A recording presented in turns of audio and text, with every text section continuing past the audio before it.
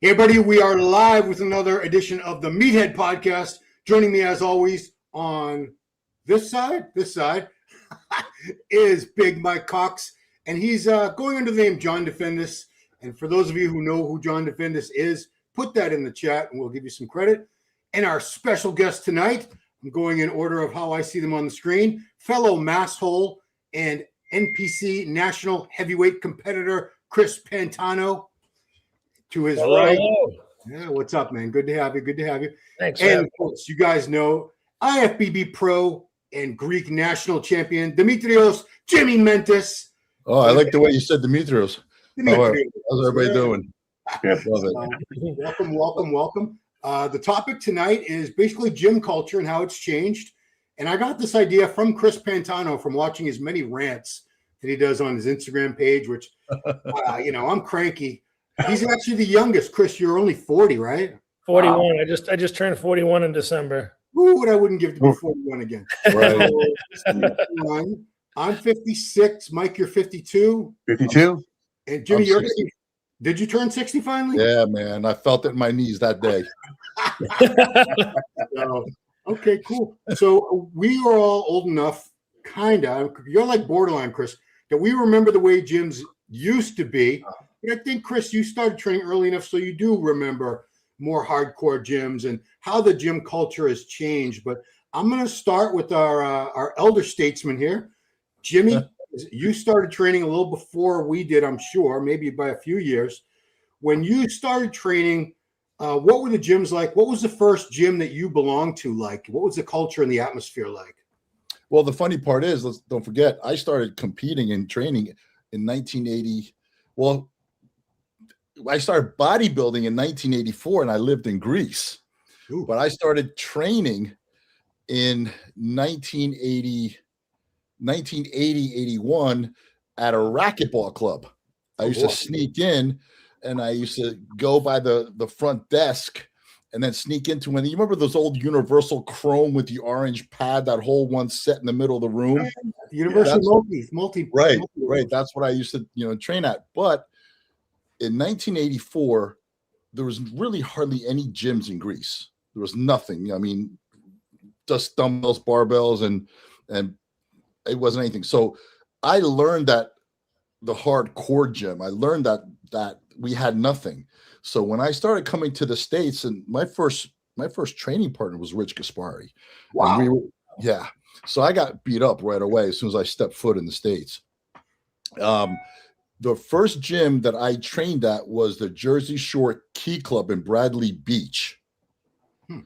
Now it's a little bigger on the other side, but I also trained with Rich at the Ron Capodanno's Gold's Gym.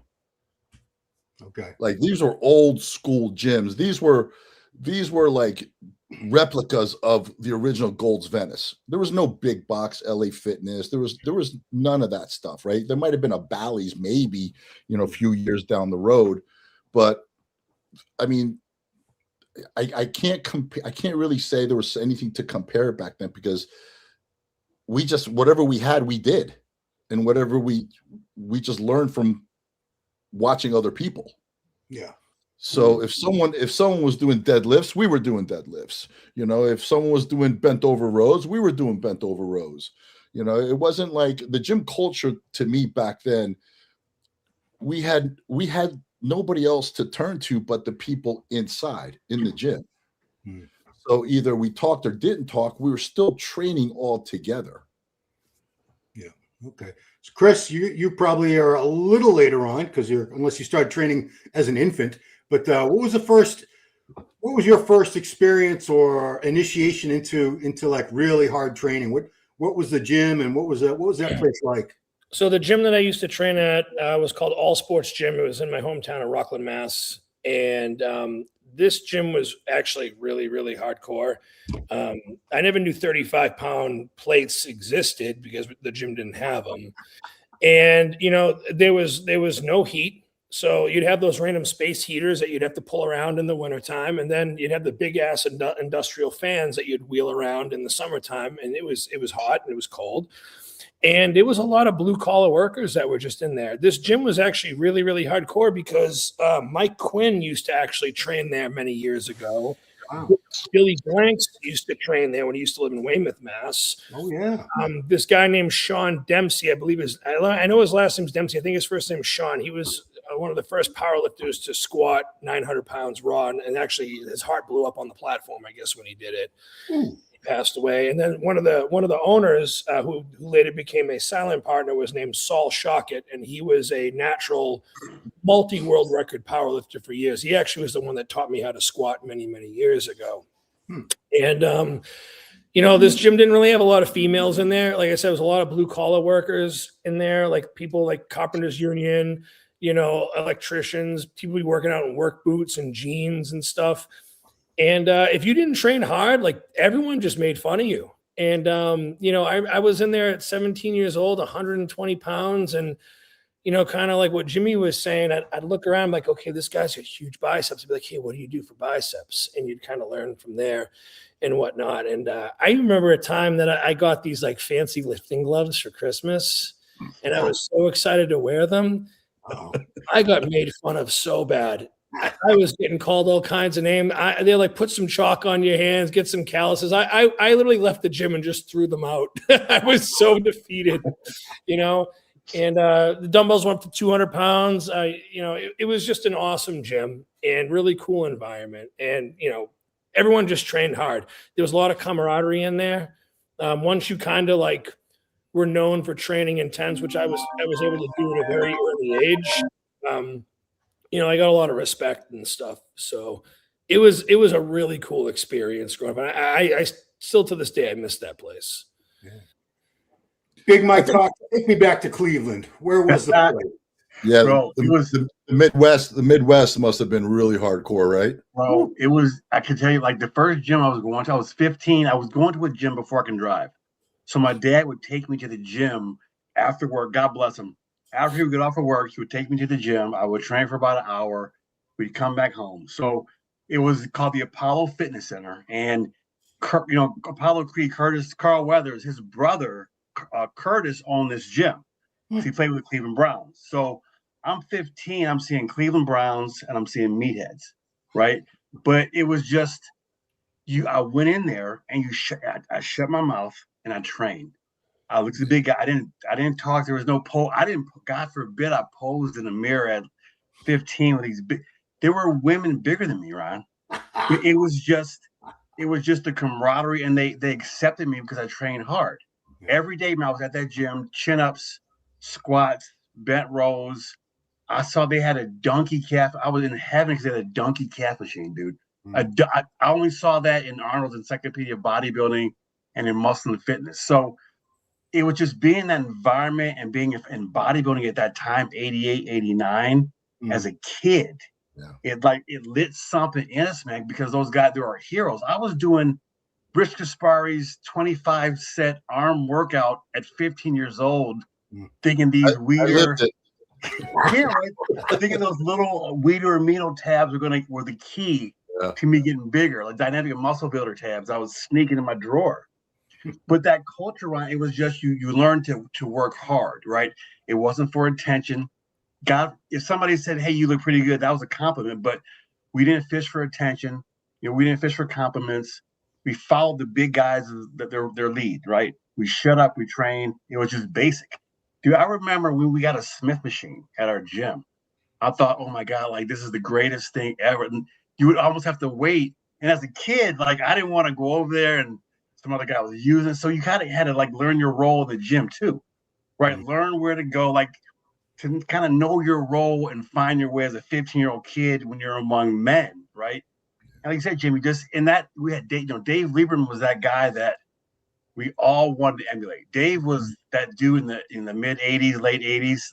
Like he was the one guy that almost made it. This was before Francois made it big, right?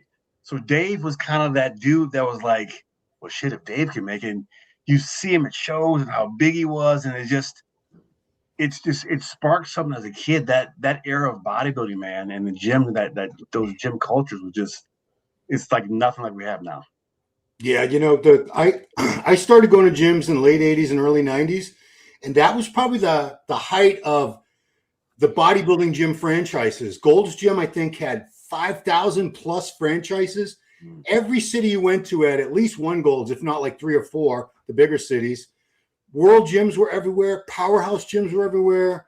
And other places were trying to open up to compete, like Pitbull Gym was trying to franchise, Power Shack. I remember there was a lot of emulators, but Yeah. man, I just remember any city I would go to, I would try to find a Gold's or a Powerhouse or a World Gym because I knew there would be bodybuilders there. They would always have a pro shop with cool tank tops and boat necks I could buy and supplements and stuff. And, not to say that everyone back then in those gyms was hardcore. Of course not. But there was more respect for people that were big and strong. And like I said, like you guys were, especially with Chris was saying, I used to the corner of my eye, I would always have my eyes on the biggest guys. Like, what are they doing? What's he doing? Oh, he's squatting. Okay, I need to squat. Oh, he's doing a lot of dumbbell. I need to, whatever they were doing, I figured I'm just going to do that. And hopefully I'll look like those guys. And, it comes down now, I guess I can sort of transition to more of the current era is I had so much respect, I was intimidated too, of course. I won't lie. I was a little shit, a little tiny thing. But I had a lot of respect for these guys that were big and strong. And I didn't question what they were doing and say, I'm smarter than them. I know more because I read some scientific study that says that deadlifts are worthless. Right. And I guess that's the first thing I want to talk about is I see a lot of these kids today who most of them barely look like they even train. Like they would walk right past you in the street. You'd never go, oh, a lifter. But I see them on Instagram making these outlandish posts like bench presses don't work. And they got this cuff and a cable and they're doing something where they're upside down, one pinky in the air, and they're trying to reinvent the wheel. And they're almost like laughing at the big, strong guys. Like, but dude, you're not big and strong, and they are. So how can you justify this arrogance that you have? And I don't want to shit on all everyone, but go ahead, Jimmy. Yeah, but here's let's go back a little. The powerhouse and the Golds, the chains they came in, right? You remember Olympus Gym too as well? Yep. They came around. I actually met his son, and we got to be friends, and he didn't know I knew his dad. But anyway, it was the hardcore gyms before that. Right. I mean, in Greece, there was like 5-6 gyms in basements, right, with dumbbells and clang, and there was no carpet. And even some here, right, with the walls had the wall panels on them, the paneling on them. Wood paneling, yeah. Right. Those are the ones.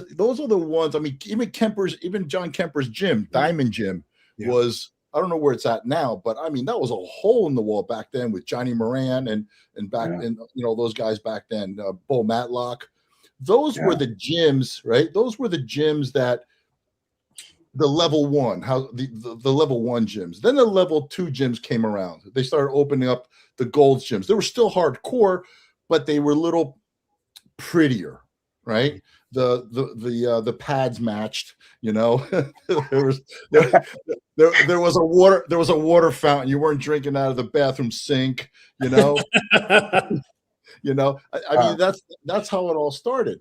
But, going back to what you said about the kids, I truly believe that I can say 95% of these kids that are doing what you just said, Ron, about the cuffs and this and that, they're just doing it to get a reaction because they're getting views. You can't be that stupid. You hope not. You hope not, though, Jim. You really do, right? You just can't, right? There's one guy who's putting chains and this and that on a preacher or something he's doing. I mean, and some of the people that are saying they know they're going to get a reaction, and that's why they're doing it, because they don't care. They're getting the views, they're getting the follows, they're making money. But you can't be that stupid. That's just a trend these days. It's all like, the rage bait, and, people like shackling themselves up to a pad or a rod where it keeps their form strict. And I'm like, just have stricter form. And they do this, and it's just crazy, because it's just like, instead of posting some informative stuff or maybe showing someone's fitness journey, where it's just showcasing hard work and their physique is doing the talking. It's so much of this, and it's all negative stuff. It's all rage bait. It's all negative. Like, it's not positive stuff, because let's face it, the positive stuff on social media these days doesn't get the traction. unless Right. it's like a cute cat Right. or a dog video. You know what I mean? Like it's not. I mean, if you look at the news, the news is all negative, and that's why we're all watching, right? Yeah. So the gym culture. I mean, I used to go into the gym because I was result driven. Period. Right? I knew I was going in there. Number one, I felt great. Okay, it wasn't about who am I going to see. Of course, you're going to see. I was more interested in seeing the guys train than any chicks in there. No. I didn't give a shit if the gym had any chicks whatsoever. They usually know, did Less back about then, women. though. I They could did. care There less were, about women in the I gym. remember- there were like 4 or 5 in our gym Right. in Toledo. Like that's it. Right, and they were almost the size of me. I wasn't big back then, but I remember I walked into this gym in Bradley Beach in Jersey, and I see this guy with hot skins tights. They were yellow and black, and his legs were freaking ginormous, and he had the Atomics boots on, the shoes on, and he was just walking around. I'm looking at him. He goes, "Hey, you want to do legs?" And I'm looking at him like, "You're out of your mind." It was Jeff King. Oh shit! Wow. Right? And all of a sudden, 10 minutes later, his brother walks in with the same size legs. No way. Todd, yeah. And they're Is like, that the gym on Bradley Beach? That's like there's like a commuter parking lot across the street in Jersey. yeah, Short yeah. Tubman? It's right I've by actually- the railroad tracks. I've actually trained at that gym multiple times, and it's still the same. I'm willing to bet.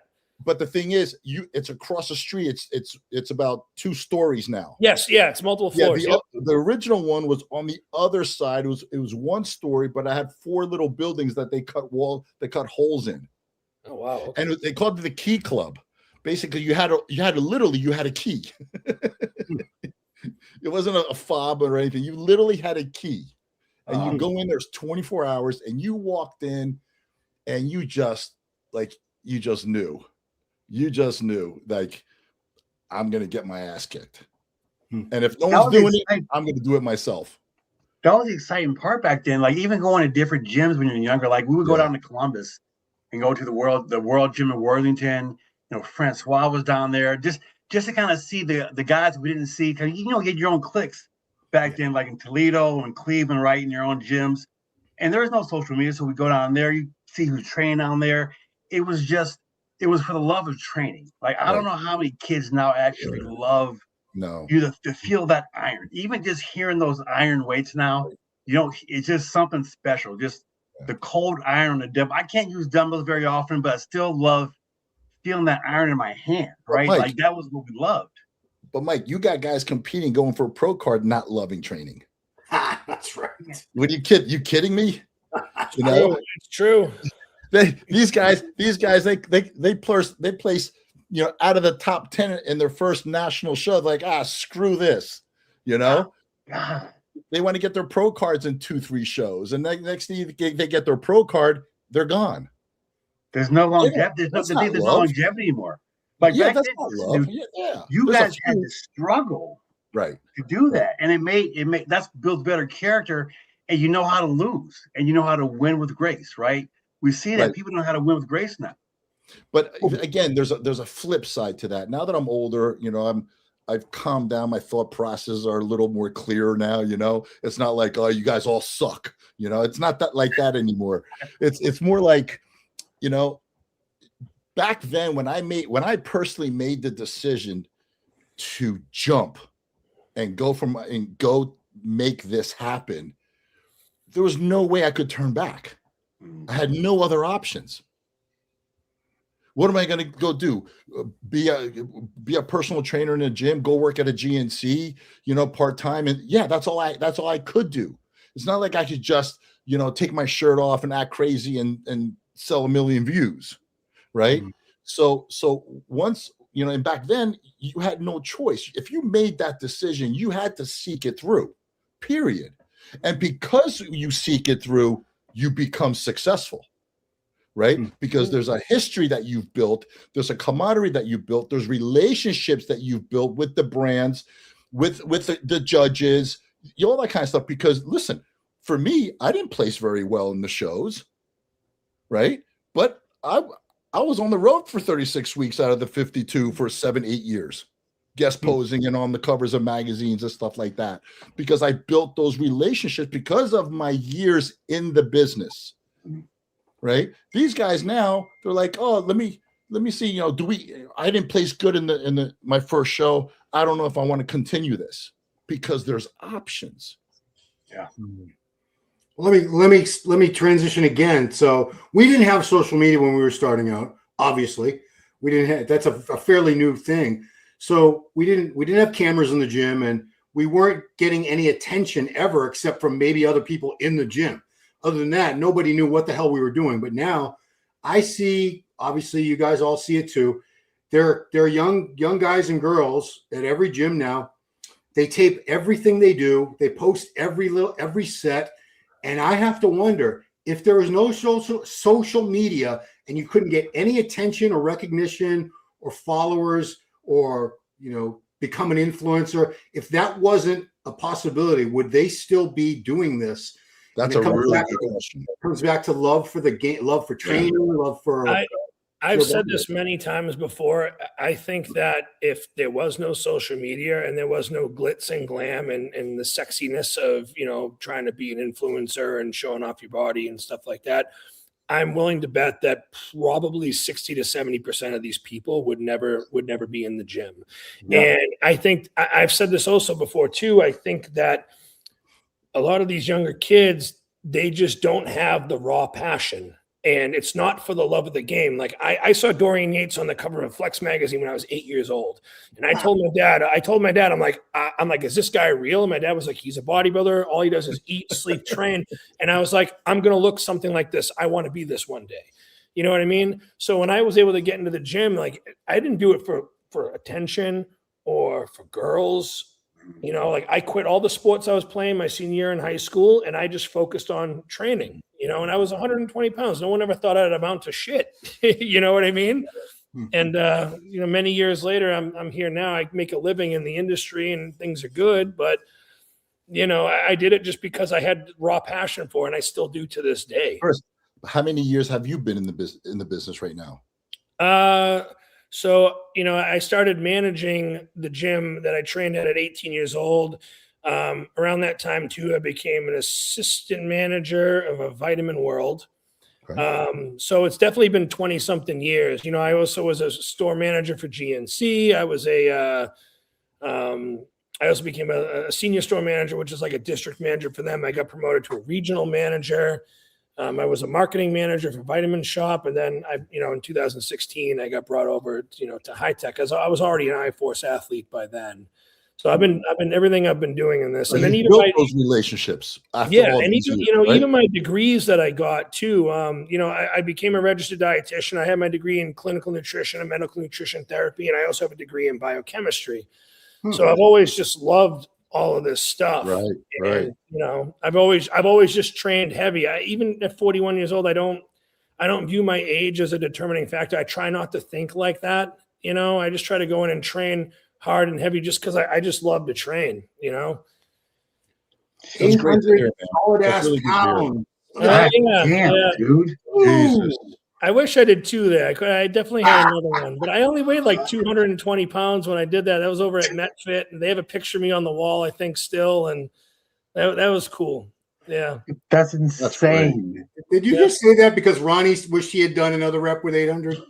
No, it's just because I didn't. So when I did that, I didn't hear Ronnie say that until afterwards, and I was like, I'm like, yeah, I could have done a second one, Yeah. And I remember Ronnie Coleman was the first pro I ever met. And I met him at Nutrition. I think it was Nutrition One and Nutrition Edge. It was in Boston by the Northeastern campus. And I met him in 2003 after he came back and just ruined everyone at the Olympia that year. And I've never seen another human being look like that. And I remember I got his book, I got his DVD, I got it signed, and I used to just watch that every single day. And I'm like, mixing the eggs with the grits, that's the secret, And the cheese. Yeah, absolutely. I never did the cheese, but I'm definitely awesome. So yeah. And I've made so many really good relationships with so many people in the industry. I'm really, really grateful for it. I've gotten to train with some of the best pros ever, including, multiple Mr. Olympias and stuff over the years. I mean, it's been really, really cool. And because you stayed in it. Absolutely. That's the thing. You stayed in, and I bet you at any point in time, if you needed something, you could pick up the phone, and say, "Hey, I need help or something," right? Yeah. And that's what it is. The kids now, they don't build that. I mean, I see it because I have a few other things that I'm involved in, and they're just so into themselves and not talking to other people. Like I don't know what it is. Is it that they're just shy? I don't know what it is. You want to know what I think it is? I think that, when I was a kid, and I know when you were a kid, like we'd ride our bikes around and we'd see where all the bikes were in someone's front yard. We're like, oh, that's where everyone is. And we'd hang out. We were always outside. We got these in-person, interpersonal skills. And now everything's so online between like the gaming and social media. Like I've talked to younger kids in the gym sometimes, and like they don't even know how to form a complete sentence. Not all of them, but some of them are just like, they just look at you and I'm like, hey, how are you? And then they ask some off the wall question and I'm just like, no, not answering that, But back then you had to talk. You had to have a conversation with other people. We couldn't just say, hey, what up? You had to go and meet someone and really shake their hand and introduce yourself and to meet somebody, right? That's how I go around this. After high school, 98% of my friends come from bodybuilding. And this is before social media. Like I got friends in Columbus, Vegas, but just because you meet guys at shows, and then maybe later you find them on social media, right? A kid I competed with at the 1990 teen Mr. Cleveland, I found on my Facebook page, right? I didn't see him talked to him in 30 some odd years, but because of that one show, we had something in common. You don't know if they have those kind of like bonds anymore, right? Like it's a different world where interpersonal communication is not good. I work in human resources, and I'm appalled at the interviews, the stuff I hear in interviews. It blows my mind what these kids say and can't say, man. But again, I don't think it's. I think I don't know if it's the kids' fault or just society now. I mean, you brought. I think it's a little bit of both. Right. Yeah. You brought up Dave Lieberman, right? So Dave and I compete against each other. In 1989, the Junior Nationals in New Orleans, we were literally standing next to each other. And during that lineup, there was a guy who came out of nowhere. Flex Wheeler was supposed to win this whole thing with no issues. This guy came out of nowhere called Robert Rothrack. Okay. Yep. Won the whole thing. We never saw him again. Okay. I became friends with Dave. And 10 years later, 15 years later, I'm sponsoring his shows. Wow. Oh, wow. Full circle. Let me put it this way. When we didn't have social media, we didn't have cell phone. We couldn't, if we wanted to record anything on a video, we had to bring a video camera the size of a, I don't know. They were like this big back then. Yeah, it would have a VHS tape in it or like the little mini tapes. Yeah, first they were the VHS and then they went to the minis. Yep. But the question I want to put to all three of you guys is, if that technology had been around, or maybe if you had been born later, I'm sure I would have been doing all this too. I would have been recording and putting all my shit up and posing footage and updates and all that. I know I would have been doing it because I like it. I'm a bit of an attention whore. I mean, I think most bodybuilders are, except the only ones who aren't, I think, are the ones who come to it from being elite athletes where they just needed some other sport to go to after football was over or whatever. But I would have done it. So we'll start with Jimmy. Would you have done all this? That's a really good question. No, man. I have a problem posting now. Huh.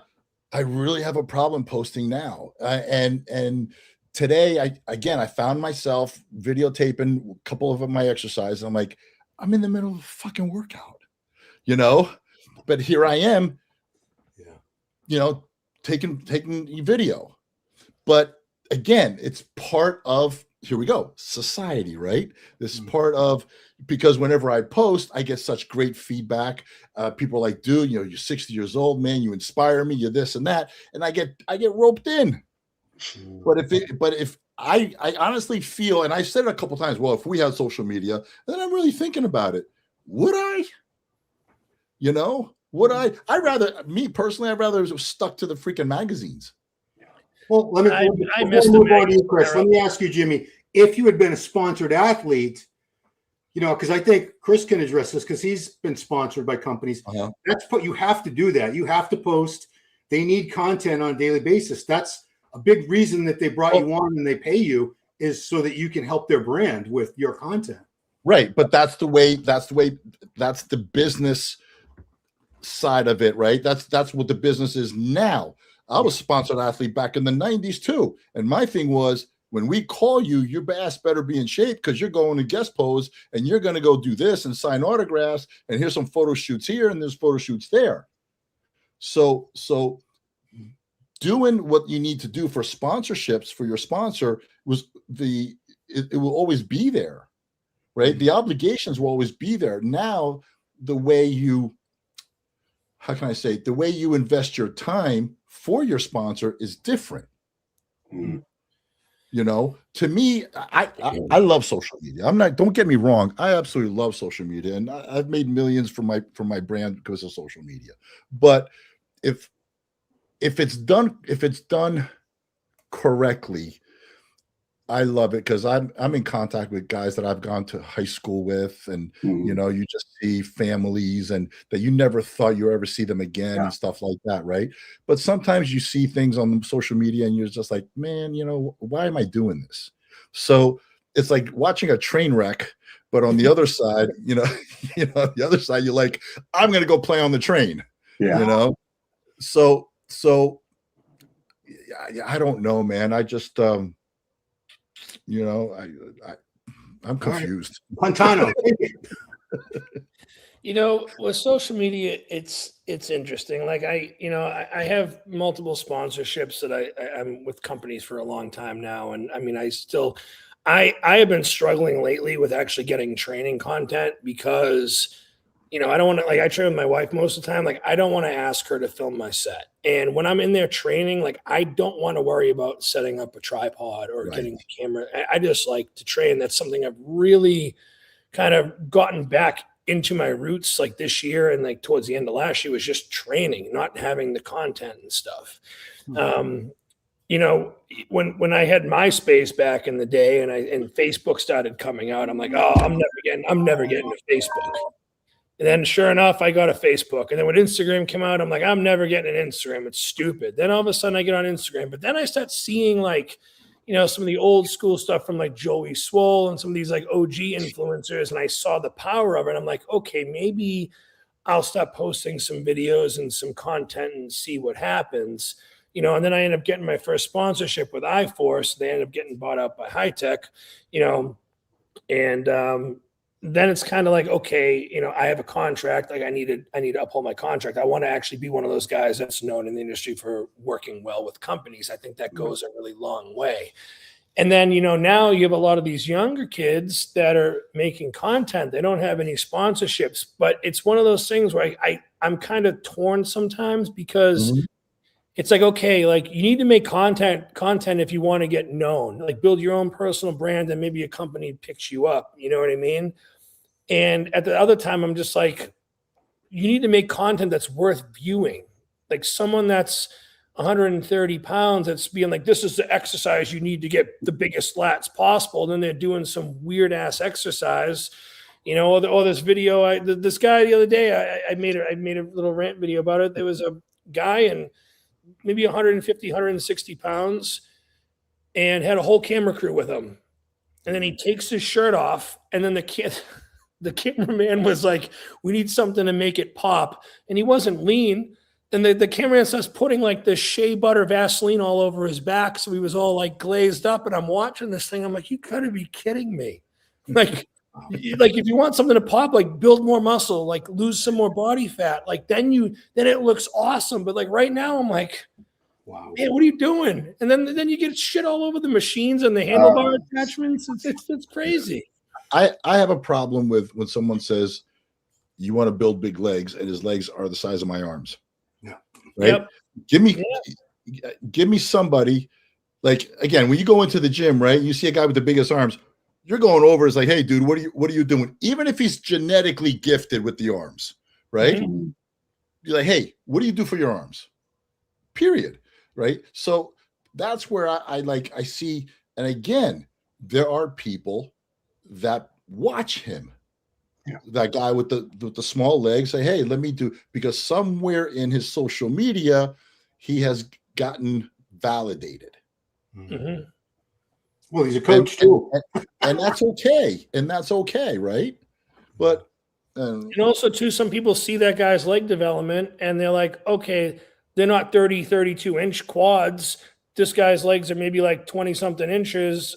That's an attainable look for me. I am okay looking like that. So you know what? I'm going to follow that because I'm going to look like that, you know? Or when someone says, man, how to get ripped, and you look at him, you're like, that's not ripped.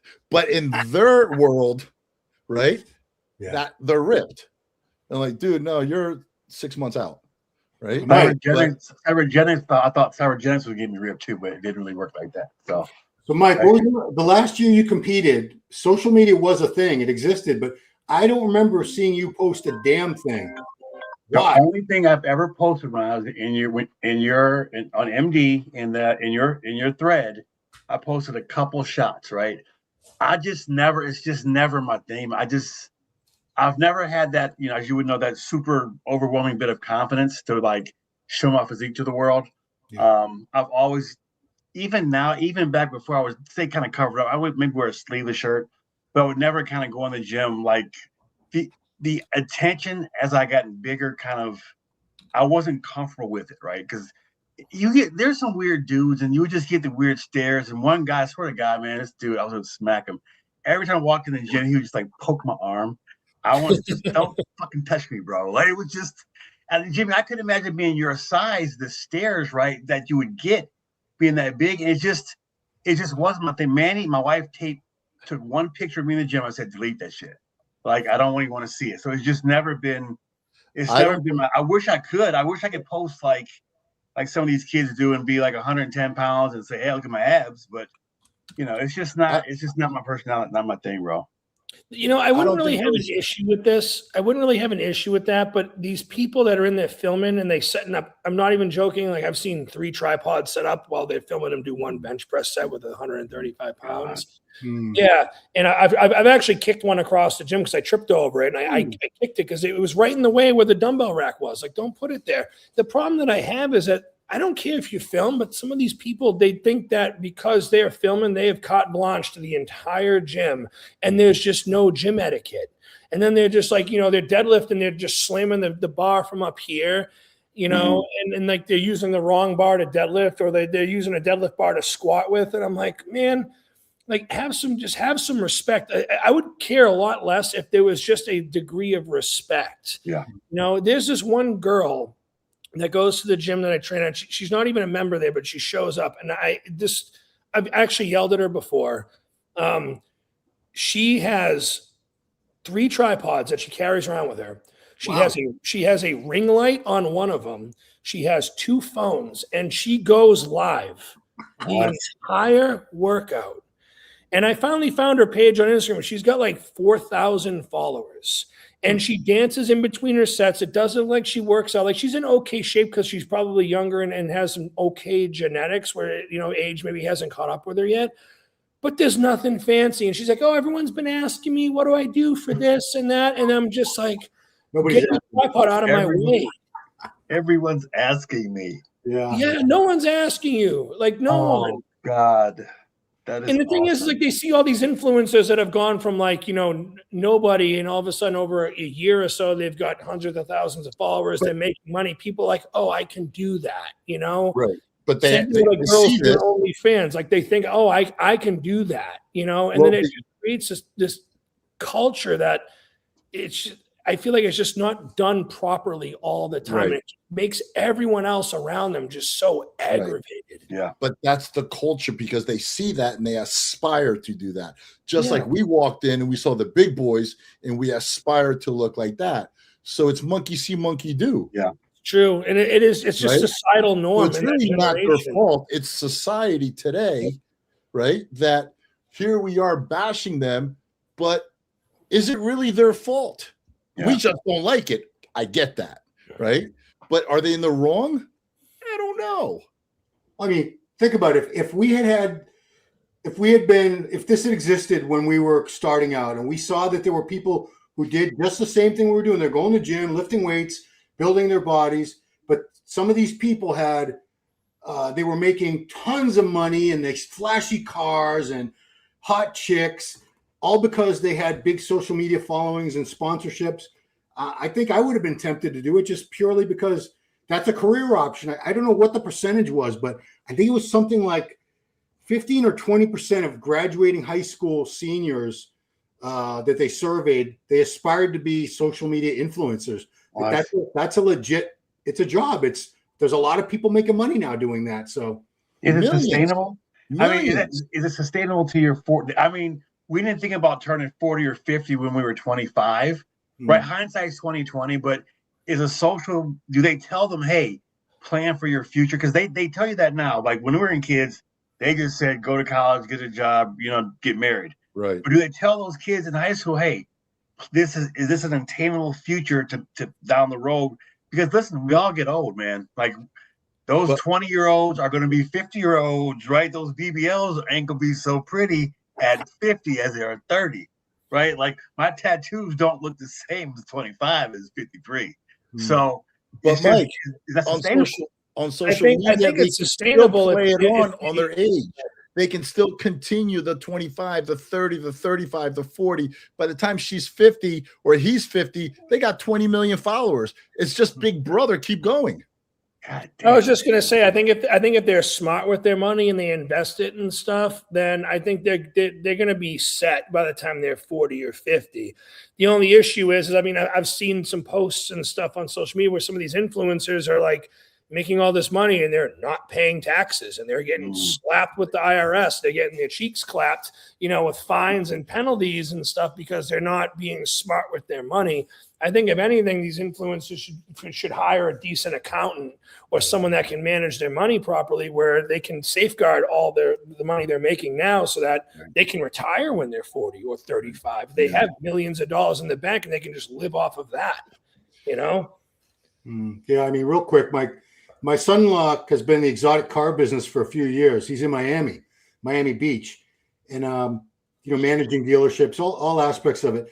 And he was finance director at a few big dealerships selling, the Ferraris and the Lambos and all that. And he said 21, 22-year-old girls will come in. They want to buy themselves this, a McLaren or a Ferrari or something. And they have no credit because they've just been pissing through. They're making awesome money, but they're pissing right through it. And they have nothing saved. This is I'm really going out on a tangent here, but yeah, let me try to spin it back. So this is a good tangent. I actually like where you're going with this. Let's go back into the gyms. Yeah, let's go back to the gym. Favorite gym equipment. Oh, okay. Favorite brand? Yeah. Oh man, I mean, only one. You got to pick one. Shit. Only one? Only one. Oh, that's tough. That's the old school Cybex Smith machine.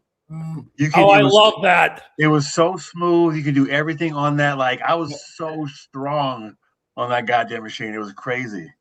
To me, it's all flex leverage. Okay, flex leverage was good. I remember the flex. Flex was out of California. They made a hack squat machine that was so light compared to like the Carrion's super heavy. But the flex one was I could go up to like 7 plates on it without knee wraps. Yeah, and get I got that in my garage. Yeah, and I could never do that. Like Carrion Cybex things were, so that was just a dumb. I'm such my ego is bruised so easily. If I can't put a lot of weight on a machine, I'm like, fuck that. I hate this machine. Let me give you a story. 2 weeks ago, I went over to Tampa. I did a podcast for Titan Medical. So I went over to Derek's gym to train, and felt pretty good. Derek wasn't there. Great gym, beautiful gym. So I did legs. Obviously when I go to a new gym, I knew he had leg equipment. I'm like, I'm just gonna bust myself up and doing legs. So extensions, warmed up. Then I walk over to the hack. It was the new tech hack, right? So I'm like, I've used that one there. That's a heavy I'm like, one. let me not put any plates on first. Let me see how heavy this is, right? So I get under it. I go straight down. I'm like, nah, this ain't gonna work. It was heavy. It looked like I had 3 plates on it already. That one is What's the heaviest brand? To me, it's Arsenal. Everything on Arsenal is a fucking pain. Like I put like 1 plate on a back machine. I'm like, Jesus, I can put 3 plates on a hammer. What's wrong with this thing? The Arsenal row, Arsenal row, the supported row. the humbler, we call it. Dude, you think I put 245s? I'm like, I got this shit, and I did it. I'm like, oh, the one that you're like wrong. This? Yes. The neutral grip, yeah. That is very humbling. That's a very humbling machine. You know, all those pieces were all Nebula. I love Tom Eilerman's pieces. I was just gonna say Nebula the chest supported T-bar row, the Nebula one, like a 45 on each side ruins me. Yeah. Ruins me. Yeah. Listen, a 45 on each side is a world record. I mean, I've seen Chris train. He's a very, very strong guy. So I used that Arsenal one, the humbler I was in Jersey maybe like 7-8 weeks ago. I was in one of the Iron Culture gyms, the new ones in West Orange, and I got to use that. I went up to a 1.25 plates on each side of that chest supported Arsenal string T-bar, and I got like 7 or 8 reps, and I put that thing down. I'm like, that just kicked my ass. Yeah. Like that was heavy. Here's a good question. What is the one machine, or you can name more than one, that you just don't see anymore for various reasons? For me, I don't see many vertical leg presses anymore.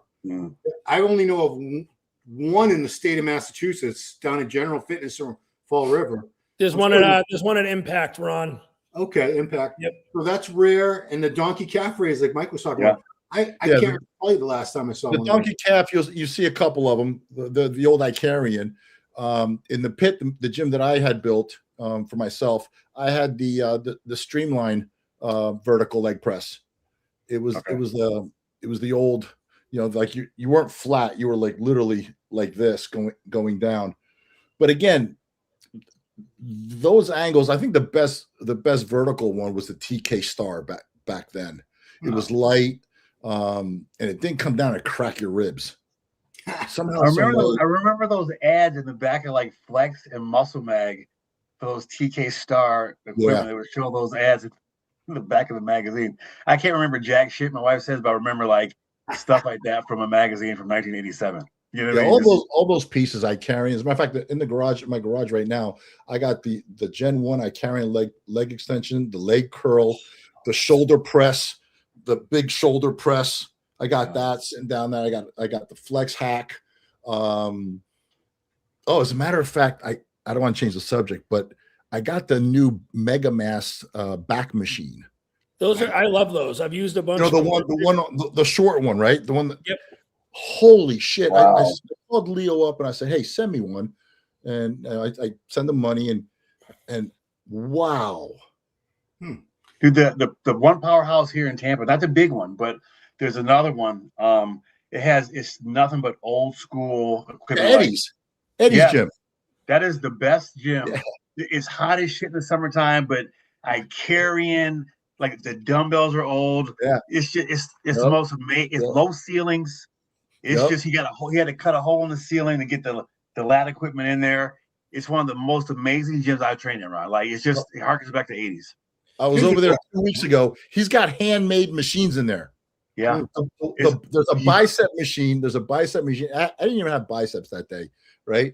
So there's a bicep machine. I'm like, let me see how this works. I end up doing biceps, and then I went and I started training. There's so much shit in there that you just you on this side of the gym, then you walk over here like, oh shit, like just the old school hammer equipment that's in there. Jim is in the hammer strength. I think like the hack squat. It's amazing. That powerhouse has been there since 1984. I see the pictures. Yeah, you know the story. Eddie used to be a member, and then when the owner decided to shut it down, Eddie's like, "You can't shut this thing down," and he bought it. Wow! Like, and he didn't even have the money. Like, he's like, "Listen, we got to keep this thing open." So he bought it, and he's doing okay. Oh yeah, it's awesome, man. It's phenomenal. That place, absolutely phenomenal. All right, so there was this old. Oh, go ahead. I was going to say there was this old school Nautilus machine I used to use at the first gym I trained at, and you'd kind of be at a decline, and you could do like one of those padded pec deck flies like this, and then it had a decline press. Yep. And I have it in my garage. It's the dual love chest. that machine. That was so good. That was It's the a first machine I ever got an actual chest pump on. And I was like, I thought I was so cool afterwards for using that. So just so you know what else they had, because I was the first year and a half that I trained, I was a Nautilus. I was in the Nautilus cult. Yeah. I thought every free weights were shit. Every other line of equipment was shit because I read these books that Arthur Jones and Ellington Darden wrote. So I know exactly that was they made a whole line of pre-exhaust machines. So they had that one that you talked about. They had one that was a leg extension, and then there was a platform like right in front of you, go right into a leg press. The leg press. They had one that was a pullover, and then there was a bar here, so you could go right into a close grip lat pull down. Right. They had a lateral raise with a shoulder press too. Yes. That one was also really good. Well, you can hear that equipment too. It's chain driven, and you can't cheat. Yep. The rep starts Pure right chain, right where you start. You can't bounce it. Yeah. Nope. Yeah. So this is where I want to turn it back to the young generation filming. I want to know if I'm the asshole, because when I see guys and girls, I go to Bayshore Athletic Club. There's a lot in Braintree, Mass. A lot of young people filming themselves. Chris knows. Yep. He's seen this. His sister goes there. If I see someone that barely has any muscle and they're using very lightweight, I just shake my head and like, what the fuck are you filming? You don't have any muscle and you're not strong at all. So am I the asshole for thinking there should be like a bare minimum? And I don't know who would determine that, but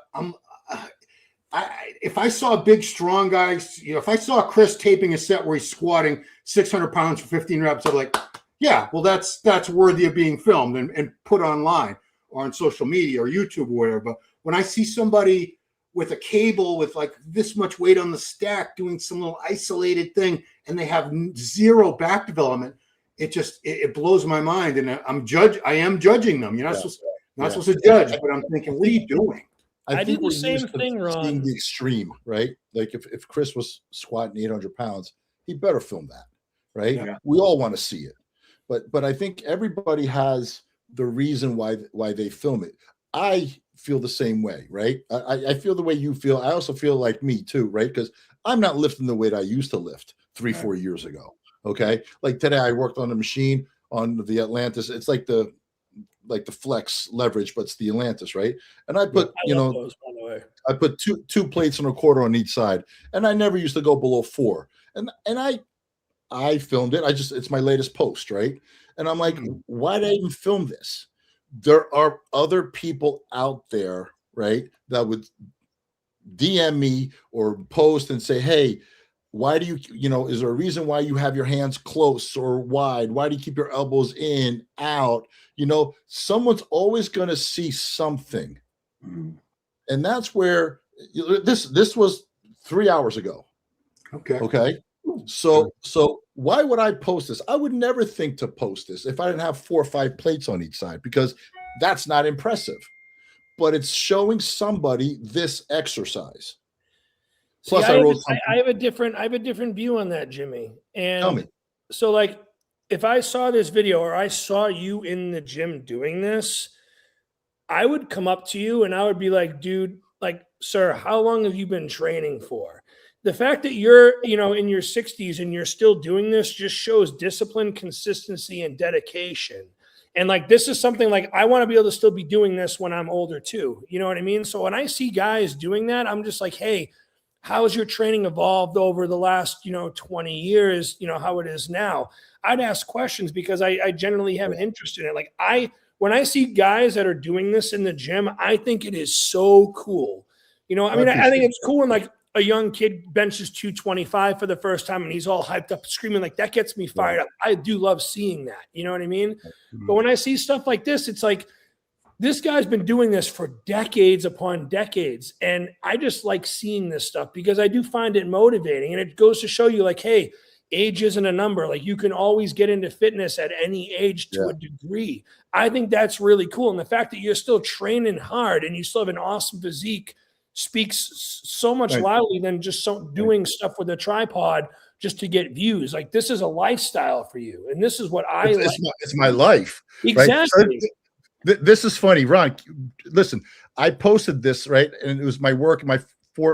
If you go to, can you go to the next slide? Oh, the next slide, sure. Yeah, the next slide. Okay, so I went there, and then I went to the hack. Go one more slide. Yeah. And then I went to the hack. I do 2 reps. My knees were killing me. I got off. I'm like, screw this. But that's real. That's the reality. Sometimes it happens. The exercise just doesn't feel good, and you're just like, I'm not doing it. And I tested it with no plates because I felt my knees not feeling good that day, right? And I'm like, fuck it. I rack it. I'm like, next. But I posted that so people can see whoever's, like you said, because there's a demographic right now that see, I also coming from, and it's something like I'm going to be a little transparent. It's been I'm getting over it. I'm doing better. It's been very difficult going from, being on the covers and being all this and that. And all of a sudden you're training your whole life. And all of a sudden your body's just taking a shit. Right. Mm-hmm. But your mind is you still want to be there. You still want to train hard. So now I found a demographic over 50, over 55, now 60s, that a lot of people at my age, even younger, even older, because fitness now, right, is you can train and quote bodybuild. Back then, I remember when I saw a guy 50 years old, I'm like, damn, you're old, right? Yep. They would back then. They weren't even in the gym, Ron. 50-year-olds weren't even in the gym back then. Yeah. Right. So now you got guys like me, 60 years old, older, right, looking better than me at 65 or at 55, 65. So now I feel a little relevant now that I found my little niche here, if you want to call it, that I can actually be something for them, right? And say, okay, I went from being this guy, competing at 290 to struggling at 250, right? So, to answer your question, Chris, you said that, you want to know how I evolved to this. Unfortunately, I learned the hard way, right? I don't wake up one day and say, well, it's time for me to slow down. That doesn't happen with us. Okay. Mm-hmm. You just get hit with it. And you just, it's a wear and tear, and you just keep going at it and keep going at it. And then you're just stubborn and you just turn around and you say, hey, you know what? I need to slow down. Yeah. And then you slow down for 2 weeks. You feel fucking great. You've eaten your 6 meals that day. You go back in the gym, you get beat up again. And then you wake up in the morning, you're like, I can't do that. Well, after waking up for 3-4 months every morning in pain, I realized that's not, I can't do this anymore. Mm-hmm. So, for you being young, make sure you stretch. Okay. All the stuff that I made fun of, the foam rolling, the stretching. Okay. I was too good. I was too cool to do that. Right. This is the stuff that's keeping me going. So do all that stuff, do all that stretching, do all the foam rolling, do all that freaking, and you'll be fine. You'll be fine. I already know that whenever I get to a point where I can't press super heavy dumbbells anymore or squat heavy or anything like that, I know it's going to hit me hard mentally. I already know that, because it's just going to be like, I'm getting older. Like, you know what I mean? It's just part of the aging. Yeah. It's depressing. But at the same time, like, you've been 290 pounds, you had an awesome physique. Like, you don't owe anybody anything. You know what I mean? Like, you live that life, and what you're doing now, it's like, it's just a lifestyle. Like, you're just still doing it because clearly you love it. Right. I do. I absolutely love it. I think anyone that goes in and trains like that and trains still hard and intense to the highest degree they possibly can, I think that's just incredibly commendable. Thank you. I appreciate it. It takes a minute to go from being Superman to Clark Kent, right? I told Ron this before, like, when we walk into a room, nobody looks anymore. Nobody pays attention to, like, when we're at the gym, like, nobody pays attention to my 20-pound, 15-pound dumbbell arm curls, not curling the 50s. Like Right. it's your ego. You have to get used to being human, and your Yeah. your body hurting, and just finding Yeah. ways around it. And It's just rough though. It's rough. it is. It's You know? rough. It's mentally. It's hard to I- get used. yeah. Like all I got is in the abs and arms, right and I'm in the cool gym with that. in the gym now. The kids who don't know me, you know who I am, whatever. I'm just a big old guy. They don't know. They don't know, you know. And then you see them sometimes. You know, Steve Cardillo made me a belt when I turned pro in 1995. I still have it, and it had my name in the back of it, right? So sometimes I pull it out, and sometimes I really don't. But most of the times I pull it out if I do back and stuff like that. And you actually see them. They're like this, like they're freaking. They're seeing who is this guy, right? And then they come over, they're like, "Oh my God, can we take a picture with you?" And one kid actually told me, he goes, "Man, we just thought you were the old guy in here." Yeah, just one thing I want to say, because Michael remember this, and Jimmy, you'll remember this. When we started competing, I started competing in '89. Mike, I think you weren't that far behind '89. 89. Yeah, and you were younger than me. And Jimmy, you were a teenager when you started, right? Or were you like 20? I competed '84. Okay, so I remember the teenage classes back then were stacked. Wow. I'm talking 15 to 30 kids in a teenage class all the time. Sometimes more like 40 at the bigger shows. Yeah. And there were no masters. There would like be one or two guys. And we're like, oh, look at that's cute. The old guys want to still compete. Now, when you go to the shows, there's no teenagers. A lot of times they have a teenage class and like nobody even shows up. And the masters classes are stacked. And it's all the guys like us that you were teenagers back then. Right. And now we're in our 40s, 50s, 60s, and we're still competing. So I admire that. You know, when I see somebody my age or older that's still doing this, Oh my God, yes. I'm like, dude, yes. You appreciate that, dude. There was a couple guys. I'm actually coaching two guys, 60 and 62, right? They're right there. So, wow. So this guy right here, That's awesome. Came up to me and he goes, "Holy shit, you're Jimmy Mentis." I'm like, "Yeah." He goes, "Dude, I've been following your career my whole life. I've always wanted to compete since I was 16 years old." I said, "How old are you now?" He goes, "I'm 60. I'm like, "Take your shirt off." He just looks at me, right? And I said, "Come here, take your shirt off. Go in the posing room." And he takes his shirt off. I said, "I'll prep you." He goes, "What?" I said, you want to compete, right?" He goes, "I always wanted to compete since I was 16 years old." I said, "I'll prep you." So I prepped him, and he won. He won all his classes. He won the middleweight open, okay, and the overall. And then he just went to do one show. And meanwhile, he's dead on a hospital bed the year before. They cracked his chest open. Okay. So I take him out to pizza Saturday night after the show, and we went to cheesecake. Him and I, just friends, right? And he looks at me and he goes, "Man, I had a blast." And I went, "There's a show next weekend." And he looks at me and he goes, "But I'm eating." I'm like, "We're right on time." Dude, he's had 2 heart attacks. So I said, "Hey, you're on the dance floor, buddy. You're knee deep. Let's go one more." And he does the show the following, the Monster Classic, and he wins that one too. God damn. Wow. Wow. Yeah, it's crazy, man. Crazy. At my age, that to me is, for me, that's more inspirational than watching some of these younger kids. No offense to Martin and none of those younger guys, right? They're great. But at my age, this is more impressive, right? Seeing guys watching Masters, even when we go to the Tampa show, watching the Masters guys, I'm like, that is so awesome, man. Like you appreciate, because you know how they feel physically. Like, and, you know how your biceps, the injuries, right? Right. And he was so old school. Like, if I would have given him shit in a paper bag, he would have ate it. You know? He's like, "Just tell me what to do. Just tell me what to do." And, you know, he got stuck at a few pounds and he wouldn't lose the weight. So I cut his carbs 2 days. And I'm like, I'm actually WhatsApping him at like 11 o'clock at night. I'm like, "How you doing?" He goes, "I feel amazing." I'm like, "Dude, you're sick," you know?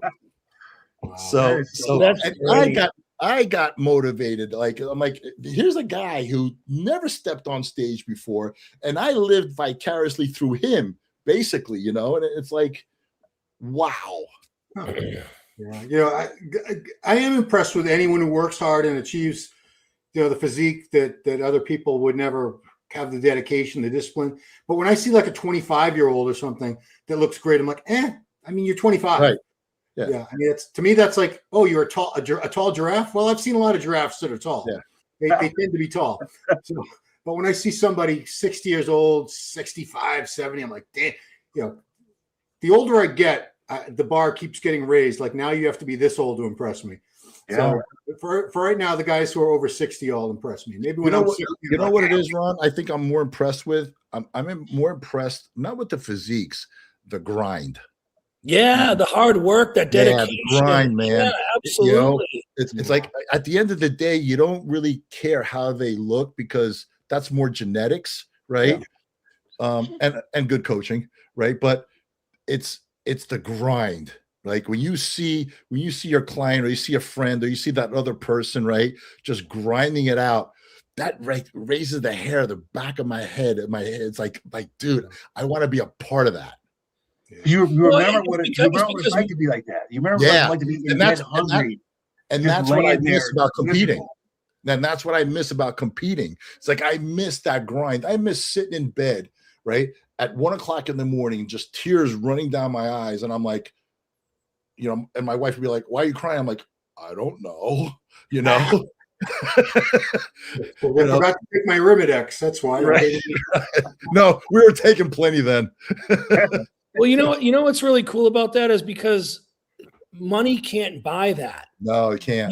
Like you have to put in the work. And it's like when you see someone that's like low digit body fat or has like a dense muscular physique, like they work. Like, I mean, obviously, you need money to buy the food and the supplements and all that stuff, but you still need to put in the work to achieve that look. And it takes time and dedication. And like when a lot of these younger kids, like they see people like Sam Sulek turning pro after like after his first national show or whatever. And they're like, oh, like that's the norm. But they don't realize like how long the average person with even just above average genetics needs to work hard to still, like even myself, I've been doing this for 20 something years. I started competing in 2008, and it's like, I'm getting better now at my age. I call myself like a slow cooker. Like it's a meat you have to put in a slow cooker for like 12 hours. It takes forever to come out good, But it's that grind that you love. Absolutely. It's that grind. You're finished competing and then you're eating. You're like, man, I can't wait for my off season. I want to grow. Then you start getting a little fat. You're like, man, I can't wait. I can't wait to get lean. I can't wait to get ripped. There's just one vicious cycle, Yes. Let me blow some smoke up Chris's ass here for a second. when you started competing in the first few shows, you were just never getting in shape, and I'm like, this fucking guy, he's got the really good physique. I know he trains his ass off because even then I had seen you train a couple times. Was Matt coaching you at the time or Jose? Brendan Doherty coached me in 2014, and then he kind of dropped the ball. Then Matt took over. I actually was in the ER 8 days before that show. And I have a blood condition that kind of affects me, and fatigue builds up really quick. So the last two shows that I did, I actually got in proper stage conditioning. And what I learned is like all the years prior, I was just not eating enough and doing too much cardio and training and I was just running my body into the ground. And I would do cardio sessions and I'd be up 2 pounds every day on the scale, just in water retention and inflammation. Yeah, you were getting exhausted. Correct. So now, what we've done the last couple of years is like, my coach, I have a really good coach, and it's Justin Jacoby. He's a fantastic coach. I'd talk with him and I'd be like, look, I'm gaining weight. My legs are heavy. I'm like, he's like, all right, pull cardio for a couple of days. And then all of a sudden, like 8 pounds of water would come off. You know what I mean? So it's just something I've learned through trial and error that I need to back off some of the intensity towards the end. Because like, I don't really lose strength too much when I'm in prep, but the problem is it just wrecks my body once the food's low and the body fat's low. And I learned to just kind of. Are you strong naturally? Yeah, very. I mean, so just to give you an example, the first time I ever bench pressed in high school when I was 120 pounds, first time I ever bench pressed, I benched 225. Oh, Jesus. And then like over the summer, I took creatine. I took 3 grams of creatine pre-workout and post-workout, and I went up to 150 pounds. I could bench 315. Wow. You know, and then even when I was natural for many years, and I could bench 405 for reps at 195 pounds. I squatted in the 700s at 195 pounds. So I've always been very naturally strong. Right. You know, There's a misconception. There's a misconception when everybody likes to pull calories, right? Yeah, there's a time to do that, but usually what I found in the last 10 years I've been working with a lot more pros and stuff like that is I feed them. I had a girl going to the Masters Olympia. She's 58 years old, and she placed in the top 10. 58 years old, and in bodybuilding, and I started off at 3,000 calories, and she ended up eating almost 5,000 calories up to the show. And she's like, Jimmy, this isn't going to work. I'm like, just shut up and do it. And she's just getting leaner and leaner and leaner, and she's at the same weight, And she's like, well, how much weight do you think I need to lose? And I'm like, I don't know. What do you think? She goes, about 20. I'm like, yeah, let's see, because I knew her metabolism, right? And previously with all the other coaches, they were just starving her and giving her cardio. I mean, this girl was eating almost 600 grams of carbs and 15 minutes of cardio 3 times a week. Jeez. And she's like, when am I going to cut my carbs? I'm like, why? She goes, well, aren't we supposed to? I'm like, who says? See, everybody thinks, right? Because this is what's supposed to be done. You're supposed to cut your water, take diuretics, cut your carbs. No, none of that. I mean, one time at the 94 Nationals, I went with what I know, and I said, let me screw everything that everybody says. I loaded up on hot dogs freaking the morning of prejudging, okay? And I was shredded. That's insulin sensitivity right there at its finest. You just tightened up. Right. But it was a sodium too, right? Because all my shows before that, every time that I did a photo shoot after a cover shot after, I looked freaking amazing. Why? Because I was eating burger and pizzas all the way up to the photo shoot 48 hours later. And I said to myself, hey, what do I got to lose? And this is the toughest 94 Nationals, Nationals ever, right? This is the one Paul DeMeo won. I came 7th. Yeah. Oh, wow. I came 7th. Yeah, Don Long came 2nd, I think, or whatever. But it was stacked, okay? So I weighed in at 250, and I woke up in the morning. I'm like, nothing. I was just depleted. I'm like, I'd call my brother. I would say, hey, bring me some hot dogs. And I went into the convention center bathroom. I'm eating hot dogs in the convention center bathroom. And I go out, and I'm sitting way in the back, and I literally feel my veins coming through my sweats. Wow. And I turn around, I'm like, where'd you get those hot dogs? He goes, oh, just they have a little stand over there. I said, go get me 4 more. Right? Some of that sodium saturated fats, intramuscular triglycerides filled you right up. There's me and Dave right there. Yeah, Dave Lieberman at the Junior Nationals. Yeah, wow. That's where we met. We became friends. Wow. I actually have a question for all of you guys. I'm just curious here. It just came to mind. You guys competed many years ago. Before, there was even when I just started competing, there was only bodybuilding. There was no other classes. It's like if you wanted to do better, you had to get bigger or get leaner. Do you guys think that there's anything in current bodybuilding that you would like to change, or you would see something to be done better, or anything that you think would make the sport better? Oh, dude, that's a loaded question. How much time we got? That's a whole other show. That's sorry. A whole other show. We got to come back for this one. I don't even want to get into it because we'd be here for another hour and a half. Yeah. The only thing I would say on the competitive side is, and I don't know if it's the athlete's fault or the judging fault. Okay, no one's coming in hard anymore. Nobody, guys. Listen. And here's the reason why I think the judges are okay with it, because they don't want anybody getting sick. Okay. So they're like, okay, we're not going to push. But I also think the guys aren't training hard enough and not building that dense muscle. I think that one is definitely a huge factor. Because look at some of the big guys, right? The big strong guys you see on social media, they're freaking dense.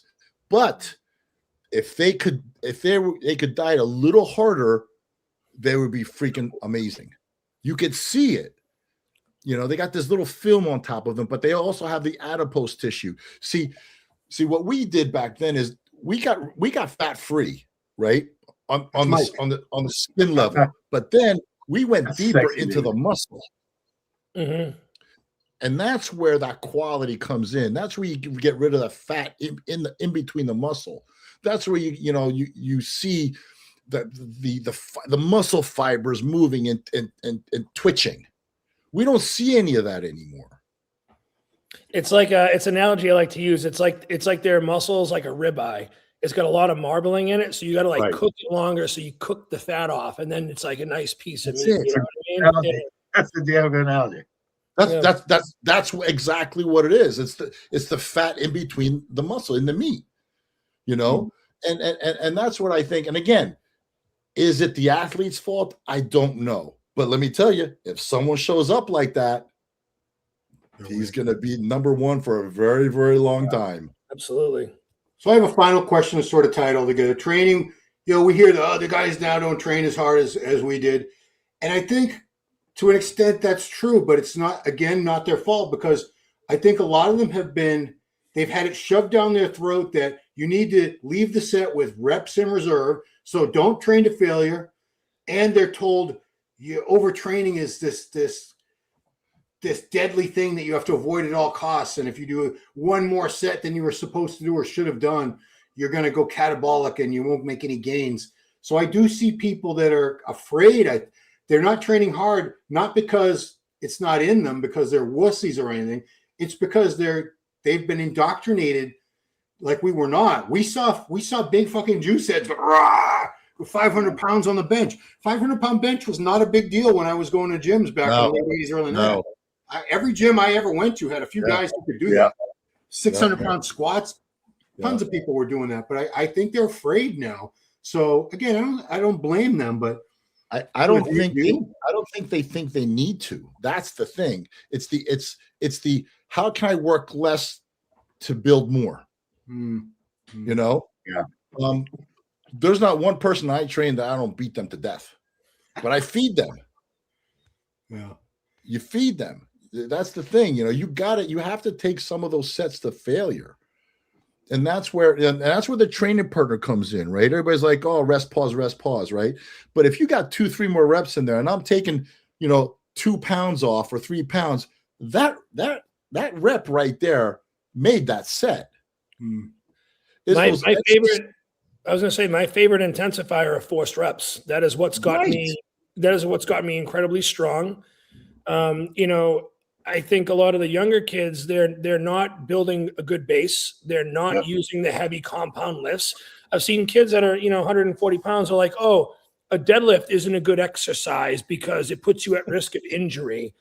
Yeah, sure. Is it much more riskier than doing some chest supported machine row? Yeah, absolutely. But you're going to build, this doesn't hit your hamstrings or your back very well. No, but it's hitting your glutes, your hamstrings, your adductors, your back, your traps. You know what I mean? You're building that base. And that's also what builds a lot of strength and stability in all your other lifts. And I think the reason why a lot of the physiques right now are I'm going to use the word suffering, I guess, compared to the other ones is because they're not doing the hard stuff. They're not doing So Ron and Mike, did you guys ever back then? I know we didn't. Did you ever do like hip extensions? Hip hinges, squatting. You know why? Because we were so exhausted squatting, lunging, and deadlifting. Our asses were ripped. And too, I didn't have fancy equipment. We had a barbell and dumbbell. Right. So chest was incline barbell, incline dumbbell, flat bench, decline dips.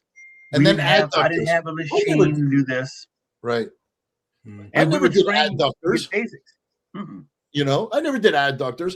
my quads were big. I mean, and now I find myself doing freaking glutes, and because I can't, because then I can't train hard enough. Yeah. I can't go deep into that hole when I train to bring all the secondary muscles into play. Tom Platt said Right? squat, so I squatted. Right. Like, Because said, when you squat, rows, we better rows.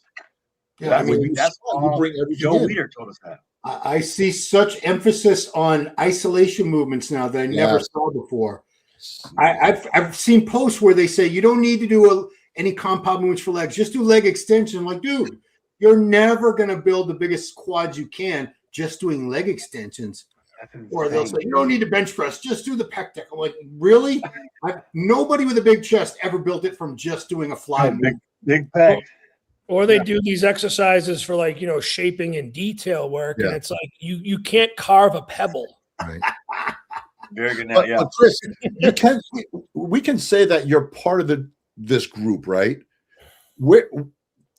I'm not trying to offend you, right? But you are kind of part of this group. Why are you different? Why are you agreeing with us? Like, what exit did you get off of? The first gym I ever trained at, man, like, everyone in there was doing bench presses, standing military presses, heavy dumbbell presses. I watched guys squat 600, 700 pounds, deadlift, heavy 800-pound rack pulls, like training as heavy as humanly possible, like 200-pound dumbbell rows. Like, that was my norm.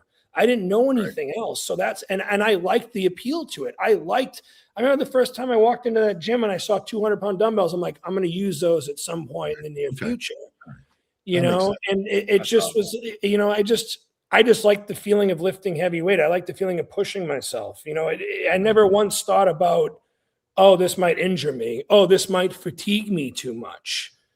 That was just never, and it's still not a thought process in my head. So you go in and kill it. Like, you just go in, like, we just went in and lifted weights until I couldn't lift it because I didn't want to kill myself underneath the bar. Like, there was no thought like, oh, let me stop. It was like, okay, I can't get any more force reps. All right, we're at drop sets. Okay, you're set. It was just like we kicked each other's asses. Like, I don't see guys, at least in my gym now, guys for watch training at 5 o'clock in the morning. I'm an old man.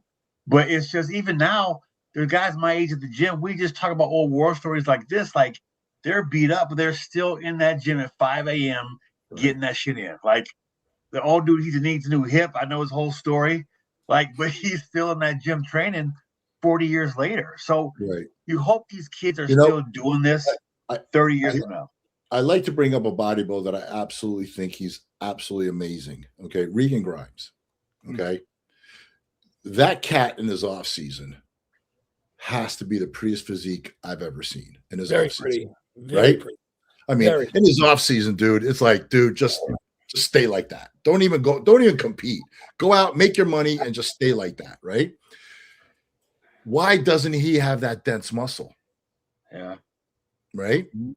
There's merit to heavy lifting. Like, I grew up watching Branch Warren train. And I've trained with him before. He is the most intense bodybuilder I've ever trained with in my entire life. Still is. When I watched him train, like, that appeal just looked so badass, right? Ronnie Coleman training, so badass. And all those guys had dense, striated muscle. And it's because I think they're just lifting explosively. They're not doing this time under tension, this tempo, this slow. I find that training boring. And I don't connect with it. Yeah. I train the way I do is because I watch these guys that I just love, and I want to just imitate that, and that's how I trained. I trained with Rich Gaspari for years, man, and there was no backing down, man. There was no backing down. I got to train with Rich at his gym in Jersey, the Gaspari headquarters when High Tech used to own Gaspari, and he invited me up to train one time. Yeah. And that guy still trains. He comes to Orlando once in a while. He came a couple of weeks ago. And he's like, where are you? I'm like, I'm out of town. He goes, oh man, we would have hit a workout. I'm like, dude, I'm not doing it. Like, I'm not doing it. I did legs with Let's go for some burgers, He's still like that. When I trained with him a few years ago, he was already 50 years old. It was me, Rich, and this guy Sean that was trying to get into the NFL. Do you remember his name? Lazoo. Anyway, he had to beat. So Yeah. So Rich had to beat our asses, even though he's 50 years old.